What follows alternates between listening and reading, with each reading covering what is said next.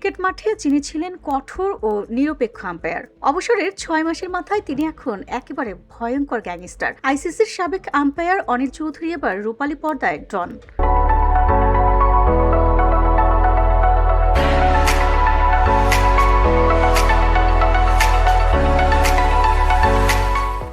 গায়ে কালচে জ্যাকেট, চোখে কালো রোদ চশমা, চারপাশে চেলা চামুন্ডা, ঘোড়ায় চেপে একেবারে সিনেমার গ্যাংস্টার লুকে হাজির হন তিনি।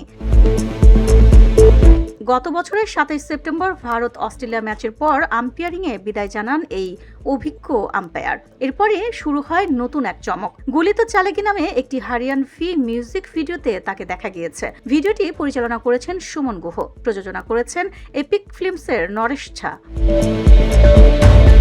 প্রথমবার ক্যামেরার সামনে দাঁড়িয়ে অনিল চৌধুরী বলেন, আম্পায়ারিংয়ের চেয়ে অভিনয়ে চাপ কম, ভুল করলে আবার শট দেওয়া যায়, কিন্তু মাঠে আম্পায়ারের সিদ্ধান্ত বদলানোর কোনো সুযোগ নেই।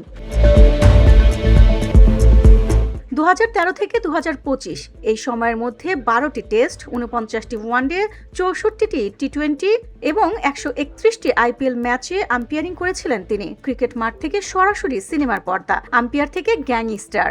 নেট দুনিয়ায় এখন প্রশ্ন, অনিল চৌধুরীর এই নতুন ইনিংস কি হবে superhit? VOD Bangla news desk.